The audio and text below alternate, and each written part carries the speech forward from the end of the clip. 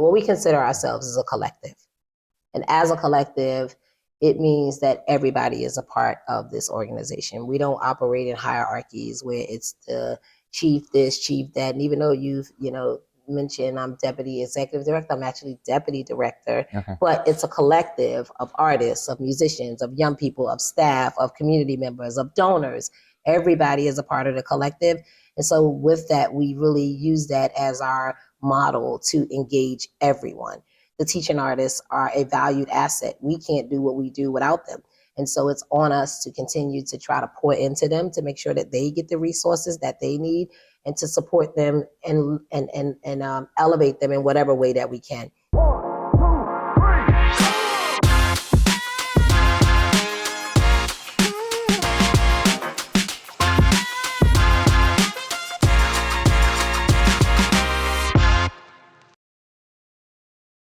Welcome to America's Healthiest City on ESPN Richmond 106.1 FM, part of the Mike King Biz Media Network. I'm your host, Will Melton, and today we have Nicole Jones, City Councilwoman for the 9th District and the Deputy Executive Director for ART 180. Before we begin, if you are new to this program, please visit americashealthiestcity.com to check out our ideas board, where you can see ideas that have been submitted from others in the community on ways that we can make Richmond the healthiest community in America by 2033. You can also submit your ideas, leave comments on other ideas, and find out how you can follow us on our social media channels so that you can hear more of these stories in your feeds. But without further ado, Nicole, thank you so much for joining me today. I'm really excited about this conversation. So welcome to the program. And thank you for having me. Yeah, thanks for having me. Our space. Yeah, this is really exciting. I am relatively new to the ART 180 world, and I'm grateful to have learned more about you recently. And I was grateful to learn more about you personally at Creative Mornings a couple weeks back. I start this program with everybody the same way. Tell us, are you native to Richmond, or did you move here? And if so, what brought you to the community? Not a native. Don't know how many folks you interview that aren't. But I've been in Richmond 25 years. I'm originally from New York. And moved here in 1998. For what I thought was going to be a better education for my son, but actually it was an educational journey for me as well. So grew up in the Bronx all my life, New York, and found my way way of Richmond, just maybe through curiosity. I didn't know anyone here. I don't even know how I ended up here, honestly, because I didn't know anyone here. I didn't have any family here. But I took a chance and I just was like, okay, let me try this. And so here I am 25 years later on what was, I thought, a journey about my son, but ultimately was a journey about both of us. Yeah. Well, you've soared to great heights here. I'm curious, because you mentioned not knowing how you would find yourself here. Did you look at other communities and do a comparison, or did you just kind of pick Richmond and come? Yeah, never looked at other communities, never looked at other cities, states. I had one friend that I went to school with years ago, and her family was in the military. So she lived in Richmond, and I thought that I was going to connect with her when I got here. But when I got here, that didn't work out. And so I literally just made my way around, started meeting people, and this is where I landed. Specifically, ART 180 was a part of that journey because I've connected with a lot of people early on. And, they kind of stayed in the fold. I stayed in the fold. And it came full circle and worked my way back around to ART 180. So we'll talk a little bit about your present roles in a little bit. But, you're now a city councilwoman. You were formerly for a few years school board member. Mm-hmm. But prior to that, you were doing procurement work for the community college system in Virginia, and not just community college. Tell us a little bit about that. How'd you get into it, and what led you to the creative space from that? Yeah. So oddly enough, I kind of landed in procurement. I was working for the state Department of Motor Vehicles, and there was a lady who was doing fixed assets, and she needed an assistant. And so she started training me and teaching me how to do the assets, but then she also picked up procurement. And because, as you know, most state jobs are always short-staffed, you do more than one role. And so I started with very basic opening bids, checking them in, time stamping them, and making sure that we recorded them the way that they needed to be. And then she was transitioning into another role, and so they needed somebody to actually start doing the procurement. And so I started learning more about it and really learning about the solicitation process and how long it had to be out. And so I started again very basic with just like IFBs. If you don't know what that is, it's like information bids. And then graduated gradually to RFPs and that process. But I left DMV and went to what is Virginia Community Colleges and took on a role there, which was more of a management role. So then I really kind of like went a little deeper in it. But procurement is not my passion, but it aligns well with business. So it really is like business development, and you do learn, the ins and outs of how to like navigate what businesses are looking for, what they actually want, the scope of services, specifications, and it helps you begin to develop that broader sense of, business, but through a actual solicitation process, how to do business with the state, how to do business with the city, how to do business with nonprofits. And I did that for about 7 years and moved around the state. So I would start at DMV, then I went to Virginia Community Colleges, and my last role was at the Library of Virginia. And so, yeah. So do you remember the moment that you felt motivated to run for school board? No. And I didn't actually, it was never something that was honestly on my purview. I was working here at Art 180, so we had always been serving RPS students, young people. My daughter and both of my children are former RPS alums, so I've always been engaged with RPS, and I've always been a active parent. But actually, one of my friends approached me and said, "Hey, would you think about running for school board?" And I said this at Creative Mornings. It was like, no, and not because I didn't want to do it, but I didn't know anything about the political space. It, again, never was anything that was on my radar. But the lady who was in the former seat, Miss Linda Owen, she was the school board rep for the 9th District, was really thinking about kind of retiring. She had already retired, but she was thinking about retiring from the school board. And so they were thinking about like, well, who else could replace her? And she and I had a bunch of conversations, and she started telling me what that process was. And I was like, oh, I don't know about this. But long and behold, fast forward, she withdrew and endorsed me and supported me. And so I did school board for 3.5 years, almost like 3.5 years. And then you were appointed to fill Mike Jones' seat. What was that like? How did that conversation start? So that was another one that, it's just kind of been something that has happened. I'll be honest. It's not like we planned for it. It's not like we sat around at the table and said, okay, when you do this, I'm going to do this. We never did that. But because if you remember when he first ran, his paperwork didn't get processed or something, so he wasn't able to move into the delegate seat at the beginning. And then he had to go through that process again. And as he started going through the process, then we start talking, hey, would you be interested? And I still was like, no. Again, because I loved what I was doing. I love the school board. I love the young people. I love working with the principals. I love being able to be creative and really bring a different approach to teaching and learning. So I wasn't really interested in it. But as we got closer and he started learning more about, when he was going to transition out, he was like, it's going to be an interview process, application process. You have to go through all of that. And if you make it through, then you'll be the next appointed. So it wasn't like I went in with a shoe in. I literally had to go through the process. I had to interview. And we did that back in, I want to say November or December. I think it was November. Had an interview process, and then I learned in I think December that I was voted in and was going to be appointed. So you're at two city council meetings in now, or just one? I think I'm like 3 in. 3 in now. Okay. Yeah, because I got sworn in on the 2nd, had a meeting that day, and then we've had like 2 meetings, and then I'm on a couple of committees, so I've done committee meetings as well. Yeah, I'm way in. I'm way in. So drinking from a fire hose, or do you feel like it's a pretty smooth transition from school board to city council? I think as far as certain processes.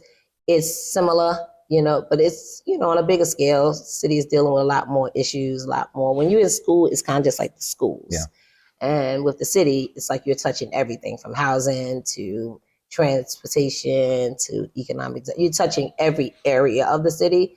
So I'm not drinking from a fire hose. I think right now I'm still learning and really just connecting the dots. I like to call it my process of discovery. So I'm in my process of discovery and really just understanding, because I don't want to be a person that just jumps in and say, I'm going to do this, I'm going to change this, I'm going to do that. I really need to understand what's been done so that if it's been done great, I can continue it. If there are things that need to be changed, giving it time so that I'm not making impulsive decisions based on what I think I want to see, and really listening to the community. And I'm trying to do a lot of engaging with the residents of the 9th District. Well, we need representatives like that, so I applaud you. If you're just tuning in, you're listening to America's Healthiest City on ESPN Richmond 106.1. Today, we are with Nicole Jones, the City Councilwoman for the 9th District, and the Deputy Executive Director for ART 180, and we're in Jackson Ward. Yeah. So this is super excited. I want to talk about, politics aside, let's talk about creativity. That is, I think, one of the reasons why Richmond has become such an amazing place and a place where a lot of people want to move to. Tell us a little bit about ART 180 for folks who maybe haven't heard of it or haven't had the opportunity to sink in. Tell us what ART 180 does. Yeah. So ART 180 is a creative youth development organization, been in existence for 25 years, has partnered all across the city. We started with community programs, which means we went to other locations to offer the offerings that ART 180 did. We also had a space on Planet Zero over in Manchester and had been working out of there. And I say we, even though I wasn't on staff yet, but we've been around for 25 years, but they were in Manchester. And then the young people were like, we want our own space. And so they ended up purchasing this space. And this space has been here 10 years, I believe now. They probably can't, I don't have the right numbers, but it's been here 10 years. And what we do is really, as you look around, you see all the artwork and all the things that we do. We really focus on process, not really trying to pull something out of young people that are not there, but helping them tap into their own creative ability and their creative outlets and using art as a vehicle. But then also helping them see now how art is a pathway to work, a job. Even though I'm not a visual artist, I consider myself an artist. I, have to problem solve and critical thinking, and all of that is art. Yeah. And so we have offerings that incorporate exhibitions. We have open studios. We have 8 to 10 week programs that a young person can come in and actually build a skill. We have residencies those are more of like our deeper intensives. And so we have a summer one, and then we have some in the Richmond Public Schools that we work with during the day. So this is really about building consistency and really skill building and really helping. And that's the work that you see around today that really taps into like the wholeness. So the social and emotional skills and levels of young people. Now I understand that you are also having an international reach these days. Can you tell us a little bit about that? Absolutely. So our director, Maurice, he lives in Berlin, and he's been in Berlin for 2 years now. And that came on the heels of COVID. And we just he was moving there with his wife, but we felt like him going overseas would be a really great opportunity for us. And so in being there, he's made a lot of connections that has trickled back to us in the States. And we are actually having our first international artist who will be leading our summer residency this year. He's coming from Cape Town, Africa. And we're really excited about that. And the goal is, this is our 4th year for the residency. And so by next year, we're partnering with them so that our young people can go to Cape Town. Oh, wow. So we've done some programs via Berlin. We do a monthly, starting in April through October, what we call an easel. It's like a pull-up. We have it outside in the parklet, and you get to just do live art for 2 hours. We have a food truck. And so we've partnered with organizations in Berlin to do easels over there as well. And some of it is also equipped in our teaching artists to be able to go to overseas as well. So I understand that it takes more than just a staff to make all this happen. You guys have community partners. This mural behind us was painted by a number of muralists in the community. Can you tell us a little bit about how other creatives and maybe non-creatives are involved in Art 180 to, further your mission? So what we like to do is really, let me back up a little bit. What we consider ourselves as a collective.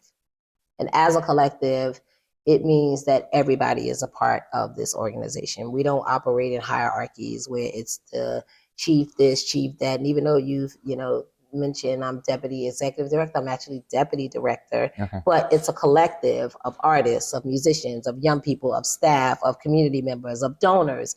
Everybody is a part of the collective. And so with that, we really use that as our model to engage everyone. The teaching artists are a valued asset. We can't do what we do without them.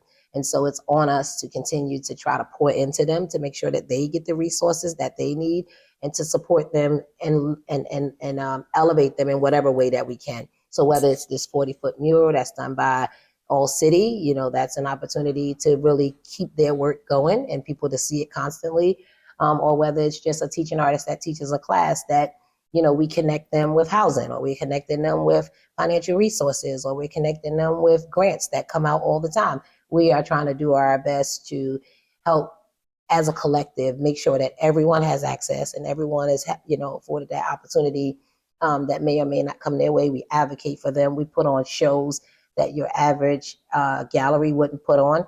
We have what we call UAE, it's the Urban Art Experience, and that's because we are not a traditional art gallery. Mm-hmm. You're going to come in and you're going to hear, you're going to see art that is evocative, but also art that is just process work, from young people who are just getting started. And then you'll see art from artists who's been doing it for a while, or art from young people in the residency that are on the way to college and their portfolios look like they've been doing art for 30 years and they're just 15, 16 years old.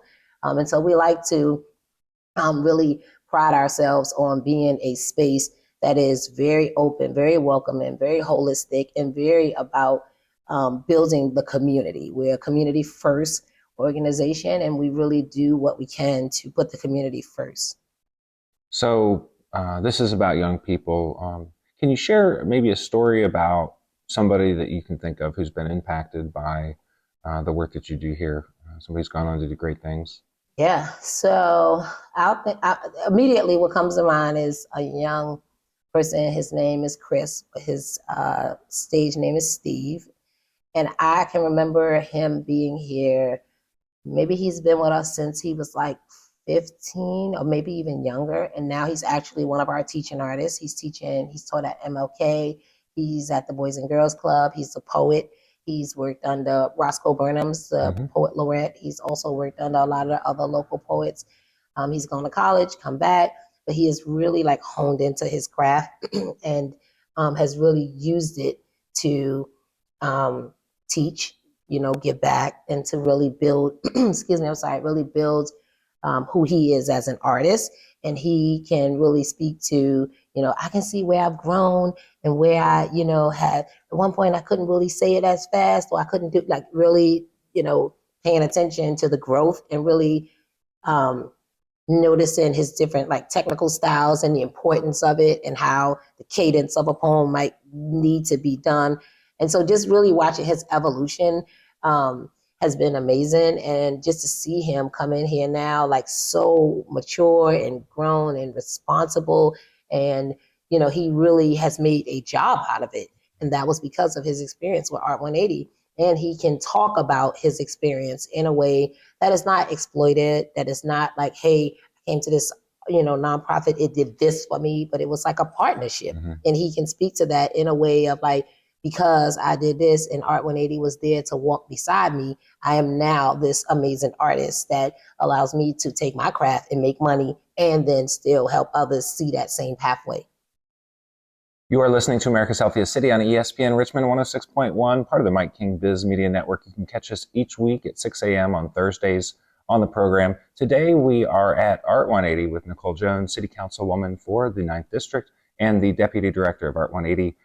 Nicole, I want to shift now in the last several minutes we've got to Richmond, to the whole community. And I'm curious, your thoughts, your lessons over your time here. What does the future look like? What do we need from a creative standpoint to be able to continue to usher in some of these, the revolution that I see happening before us? Yeah. So we have to think holistically. So one of the things that we do here at Art 180 that drives everything we do is we operate by 5 guiding principles. It's holistic health, connection to self and others, creative development, social entrepreneurship, and self-actualization. And so we really operate from a holistic framework. And whether that's wellness, whether that's sustainability, whether that's thinking about creativity in a way that is long-term and how it can impact a young person in their lives and really provide access or economic mobility. We are thinking about the city as a whole, and we are thinking about, okay, what would a young person need in order to be successful? They need mental wellness, right? So that's excuse me, one of the things that we like to focus on, because without it, you struggling. So I think as a city, we have to begin to look at all the pieces that it requires for a city to be thriving, right? We're talking about community justice. And community justice is not just we want a thing, it's about the whole community, where the whole community is thriving and where each person in that community feels valued, feels seen, feel heard. And that comes with making sure that they have all the resources that they need, making sure that the neighborhoods are clean and safe, making sure that, there's access to food. And, even if you may not have a grocery store, but you have access to a garden and you can grow the food, or you can go there and get it from the, the garden. So I think what we have to do is really start thinking holistically. I think sometimes we operate in silos, or we really think about, okay, well, what does District 1 need, or what does District 9 need, when it's a whole city. And so because it's a whole city, we have to really think like a whole city. And we are really trying to do our part in being part of that holistic movement that understands that it cannot just be one thing. It has to be all, and it can't be an either or. It's a both and. And while we may not have the resources, I think that's where creativity comes in, because it allows us to get creative on things that we can add value to. I feel like if we let fail one child in our community, they can become a scourge. If we uplift one person in the community, they can bring us great rewards. I wonder what your perspective is on how do we work to connect with more young people in our community so that we can make sure that they're invested in properly. Yeah. Well, the first thing with young people is they got to trust you, and I think a lot of folks want to do the work. They're passionate and they have a heart for it, but you also have to be trusted. We go into communities a lot of times, and often people don't look like the people in the community that they are trying to serve. And so I like to call it, I have this way I say, it's like you have your clinicians and you have your practitioners. And the clinicians are the people we're going to call when we're sick, right? I'm going to go to the doctor. I'm not the expert. So I'm not going to go and say, let me, diagnose myself. But then you have your practitioners, which is the people that do it every day. They come in, they're the LPNs, they're the nurses, they're the ones that don't get paid all the money, but they're there every day. The patients know them, they know who you are. And then you have your community practitioners. These are people that have been doing this work for a very long time. And a lot of times they get overlooked because the clinicians with the technical skills or with the ability to do a thing is the ones that are lifted up. And so in order to connect with young people, we have to really tap our practitioners, and we have to know who they are. And a lot of times you're not going to know their names. A lot of times you're not even going to know that they exist, because they are not on TV and they're not blowing it up about everything that they do. And they're not social media and Instagramming every time they help somebody, but they have a connection. It is deep. It is real. The young people trust them. And that's how we try to operate here at Art 180, build a level of trust that it's like you can call me, or you can call Mecca, or you can call Mo or Marlene or Matt. They know us when they come here. And we have to really begin to build that trust, and not always, part of it is like we got to stop trying to over program them. Like, programs are amazing. I'm a program kid. If I didn't have programs, I probably wouldn't be sitting here today. Programs are great, but also listening and let them tell you what they want, because they have so much in them. They actually have everything they need. And so, similar to the story that I named with Chris, we have to walk beside them. And that's how you really connect with a young person. We are coming in, if it's an educator, sometimes we just want to tell you what to do. And we see your potential. But at the same time, it's a really delicate dance to try to like hone it, cultivate it, pull it back, not be controlling, listen. I mean, I tell my children all the time, they be, you old school. I'm like, well, then you got to teach me. You got to teach me what I need to know in order to engage and interact with you, And so I think that's one of the things that we have to just open up and create spaces like Art 180, like other locations, Girls for a Change, and just different spaces that are in our communities that young people go in and they can take their armor off, because they're dealing with so much every day that if we don't do that, we run the risk of them like pushing away, pulling away. And we don't want to lose more of our young people, because they are the future and we need them to actually be guiding us. Well, I'm grateful for the spotlight on trust and looking like the communities you serve. I have learned that lesson from others who have been doing work in the community for a very long time. And as somebody who is relatively newer to the community that wants to affect change, I have to always slow down and remember, who are my partners? Who do I need to go talk to? Who have boots on the ground? Who know the people? Who have the trust? Because I don't look like a lot of the people that that need help or that I think need help. And I think that's a lesson we can all learn over and over and over and over again, because it's like we got problems we want to fix. Yeah. But we got to do it right. Yeah. We gotta do it right. And to your point, that America's healthiest city looks like, us working together, because we are only as healthy of a community as we are ourselves. And so if we are trying to, as you stated, trying to do something that's out of our purview, then we're out of balance and the community is out of balance. So we have to really think about, when we think of health and wellness, what does that really look like? And how do we, because my definition of health might not be the same as yours, because where I come from, health is, lack of food, all the things. And so we don't look at health the same way another community may look at it. So I think it's really trying to find that balance of like, okay, we know that this is a resource that can help uplift the community, but then to your point, who do we need to work with to make sure that they are getting that?